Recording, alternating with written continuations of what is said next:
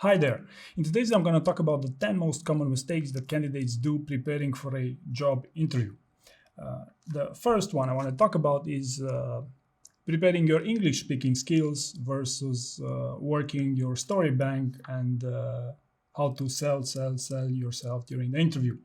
Okay, so it's actually basically preparing cosmetics versus what actually matters. And to give you here a few more extra bonus items besides English speaking skills, redoing your CV or memorizing the company's cultural attributes or principles, or spending days you don't have for your elevator pitch, or maybe you need a day or two to find three of your weaknesses. Okay, so these are excellent methods to entertain yourself, but unfortunately this avoids prepping the actual interview. Okay, so this will be number one. The second one I want to talk about is something I call the last mile candidate, which basically means that 3 days or so before the final interview, you start preparing and then you're wondering, hey, but why am I failing it? And then probably you start blaming the company or the recruiter or whatever, you had bad luck for the interview. Okay, so my experience is that it never works. Okay, so if you only prepare for a proper interview just 3 days before it, you won't pass it. It's as simple as that. Okay. Now, if I were to give you a tip for you, what the best candidates do here is to build your stories over time. Okay, so even before thinking to apply for a new role, try to build your story bank. Try to think, hey, what are my highlights? What are my qualifications? What sells when it comes to myself for a potential career change? Okay, it all makes sense if you think about it. Actually, someone who puts in the hours is far more likely to actually pass a job interview. It's really as boring but as simple as that. Now let's get to some more interesting stuff which you may not have heard of necessarily. The third one would be the backbone test. Okay, so the backbone test basically means that it tests your level of agreeableness during a job interview. So someone who's perceived as agreeing with the interviewer for the sake of social cohesion, for instance. Okay, so just say yes, you are the interview, you are the boss. You will actually get disqualified during a job interview because companies nowadays are no longer looking for those types of yes sir, yes people. Okay, so instead you should show backbone and really listen for these types of tests, the backbone test. Okay, and if I may give you a little bit of advice here, you should do this without sounding arrogant. Okay, so this would be the backbone test.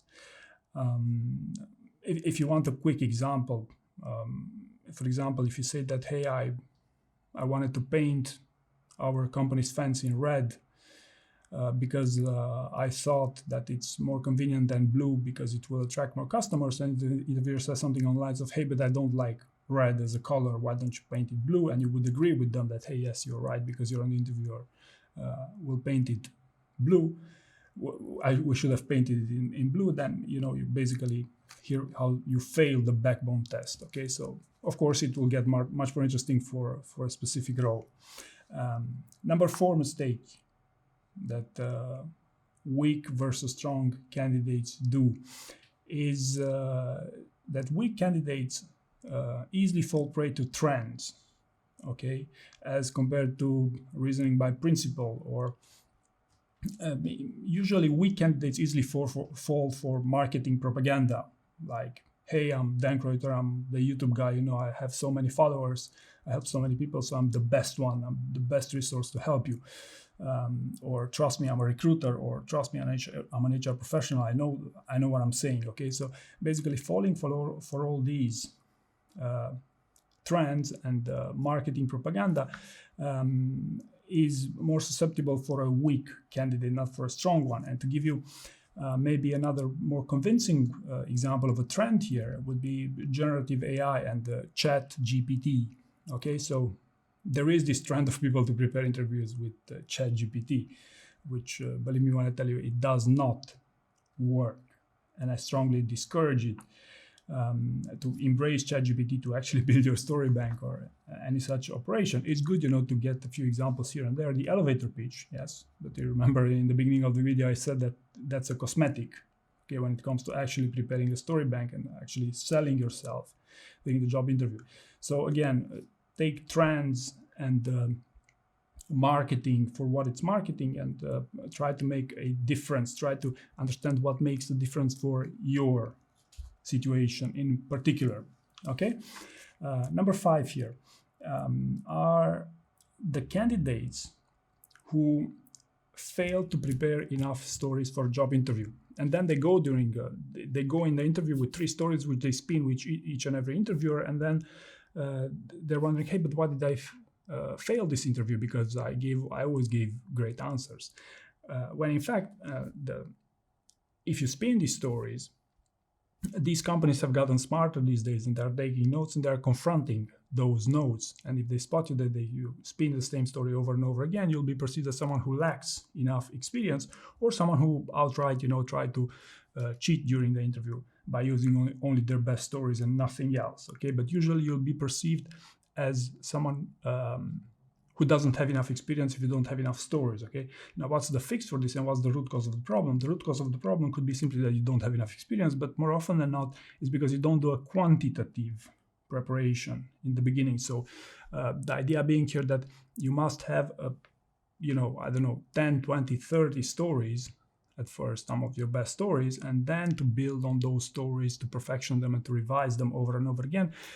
So the idea being that you must take the quantitative preparation seriously.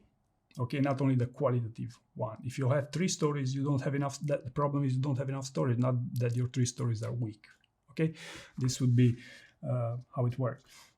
Number 6, weak candidates tend to fail the deep dive test. Okay, the deep dive test basically means that once the interviewer gets into more detail about one of your experiences, you fail to remember details. Okay, so you keep your answers vague and usually without metrics, and it's possible that honestly you don't remember all the details. But the problem is that either you didn't prepare for the interview or you didn't own that project. Okay, so in other cases it would be a warning sign here. So the deep dive test is a very common test for any high performing companies these days. Elon Musk was very outspoken about this test being so effective. I know it's being successfully used in many other places. So if you are the type of person who doesn't have metrics in your answers, or who likes to give vague examples, then you should be particularly pay attention to this one. Okay. Another example, another important reference here on who gives vague answers to behavioral questions in general is ChatGPT. This is the main weakness of artificial intelligence, that they give vague answers. Even if you ask it to give you some metrics, it will give you some metrics, but not the best ones. Okay, so you should be really paying attention to the deep dive test, because it gives the interviewer far more details than you would like about yourself during the interview. And by the way, best candidates cannot wait to get into details, into basically your sales funnel, okay, your subject matter expertise, ideally your best experience, if you want, in order to even to educate their interviewers about their experience, of course without sounding arrogant, but that's what the best candidates do, and I know this from experience. Number 7, less and less candidates succeed for senior roles. I should note here, less and less candidates succeed job interviews without seeking help. I know it's unfair, it sounds unfair, but just keeping your building your interviewing skills as a learning experience is no longer that efficient. So most high performers seek improving their personal value in the marketplace through various programs, be it coaching, training, or combinations of this method. So I would very much encourage you to investigate a little bit around, to maybe see what other experts have to say, but really consider seeking help preparing for a job interview, because in my experience it does pay. Okay. Number 8, stress. Okay, so this is unfortunately quite a big one these days, the mental strength in general. And I can tell you from experience that you can be the smartest and the best prepared candidate in the world, okay? The perfect fit for the role if you want, but stress shows during interviews, and it usually shows in two ways.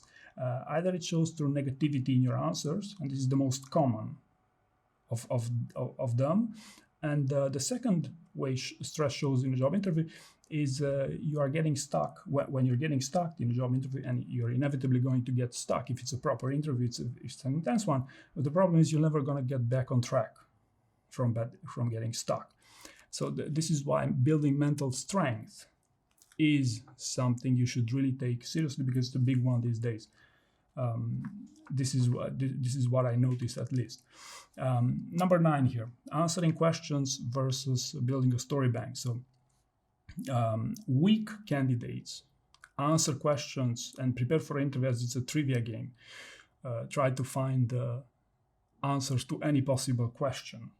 Okay, strong candidates first build a story bank and only then answer questions. The idea being that whenever you answer a question, you actually revise your story bank. Okay, so notice here the focus on story bank, not just answer to a question. It's not mathematics. Okay, it's not as simple as mathematics.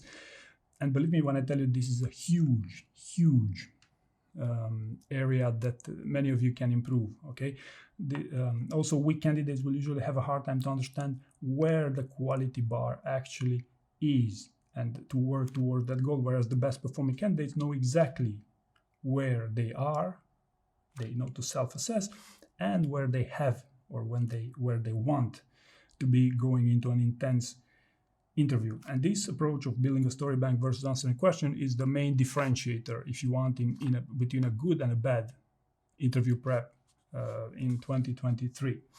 And finally, number 10 is that weak candidates cheat because they cannot perform or didn't prepare for the interview, versus the strong candidates who know it's often about the details and try to influence the interviewers and win those few extra points to secure their role and to, of course, negotiate a better pay here. Okay, I should maybe also mention that weak candidates also have a tendency to make it sound like their answers are for a more senior role in order to get up leveled, whereas the strong candidates, I've never had a strong candidate who got up leveled who actually targeted getting up leveled. Okay, so this should come more of a surprise, that more of a result of your interview performance rather than you specifically looking for it. So this would be the top 10 things I wanted you to know for this. So hopefully you found this information useful, and thank you very much for watching.